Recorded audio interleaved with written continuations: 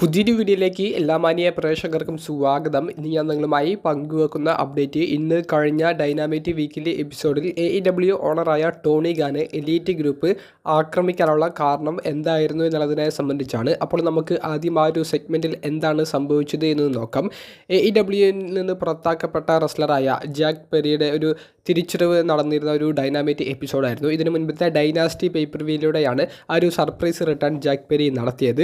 പിന്നീട് ആ ഒരു റിംഗിലേക്ക് AEW ഓണറായ ടോണി ഖാനെ ജാക്ക് പെരി ഇൻവൈറ്റ് ചെയ്യുന്നു. പിന്നീട് നമ്മൾക്ക് തമ്മിൽ യാതൊരുവിധ പ്രശ്നവും ഇല്ല എന്നുള്ളതും AEWനെ ടോപ്പിലേക്ക് എത്തിക്കാൻ വേണ്ടി നമുക്ക് ഒരുമിച്ച് മുന്നേറാമെന്ന് പറഞ്ഞുകൊണ്ട് ഇരുവരും ഹഗ് ചെയ്യുന്നതും ഷെയ്ക്ക് ഹാൻഡ് ചെയ്യുന്നതുമൊക്കെയാണ് നമുക്ക് കാണാൻ സാധിച്ചത്. അങ്ങനെ കൈകൾ ഉയർത്തിപ്പിടിച്ച് നിൽക്കുന്ന ആ ഒരു സമയത്ത് അവസാനം മൈക്ക് കൊണ്ട് ജാക്ക് പെരി ടോണി ഖാനെ ആക്രമിക്കുന്നു. പിന്നീട് ആക്രമിക്കാൻ പോയ ജാക്ക് പെരിയെ എലീറ്റ് ഗ്രൂപ്പിലെ യങ് ബക്സും ഒക്കാടയും ചേർന്നിട്ടാണ് തടയുന്നത്. അവിടെ നിന്ന് പിന്നീട് യങ് ബക്സ് TK ഡ്രൈവർ എന്ന് പറയുന്ന മൂവ് ഉപയോഗിച്ചുകൊണ്ട് ടോണി ഖാനെ ആക്രമിക്കുന്നു. പിന്നീട് റഫറിമാരൊക്കെ വന്നിട്ടാണ് ഇവരെ പിടിച്ചു മാറ്റുന്നത്. അപ്പോൾ എന്തുകൊണ്ടാണ് ടോണി ഖാനെ ആക്രമിച്ചത് എന്ന് ചോദിക്കുമ്പോൾ AEW അവരുടെ കയ്യിലുള്ള അവസാനത്തെ തുറുപ്പിച്ചീട്ട് എന്നുള്ളൊരു രീതിയിൽ പുതിയൊരു സ്റ്റോറി ലൈൻ എടുത്ത് ഇടുകയാണ്.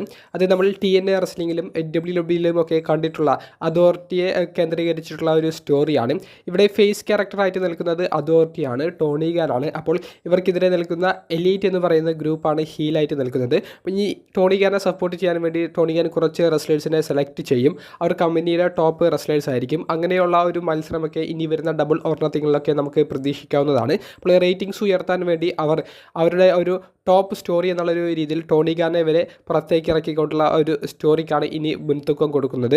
എന്തായാലും കുഴപ്പമില്ലാത്ത രീതിയിൽ അവർക്ക് ഡൈനാമൈറ്റ് എപ്പിസോഡിൽ ഈ ഒരു കാര്യം കാണിക്കാൻ സാധിച്ചിട്ടുണ്ട്. ഇനി വരുന്ന ഡൈനാമൈറ്റ് എപ്പിസോഡിന് ആളുകൾ വെയിറ്റ് ചെയ്യും. കാരണം ടോണി ഖാൻ്റെ ഒരു പ്രതികരണം എങ്ങനെയാണെന്ന് അറിയാൻ വേണ്ടി, കൂടാതെ ടോണി ഖാൻ്റെ ഒപ്പം ഏതൊക്കെ റെസ്ലേഴ്സ് നിൽക്കും എന്നുള്ളത് അറിയാൻ വേണ്ടിയിട്ടും അവർ എന്തായാലും നല്ല രീതിയിലൊരു വ്യൂവർഷിപ്പ് ഉയർത്താൻ വേണ്ടിയിട്ടുള്ള ശ്രമങ്ങൾ നടത്തിയിട്ടുണ്ട്. എന്തായാലും നല്ല രീതിയിൽ തുടങ്ങിയ ഈ ഒരു സ്റ്റോറി ലൈന് കുറച്ച് നല്ലൊരു സപ്പോർട്ട് ഇപ്പോൾ സോഷ്യൽ മീഡിയയിൽ നിന്ന് ലഭിക്കുന്നുണ്ടെന്നാണ് നമുക്ക് അറിയാൻ സാധിക്കുന്നത്.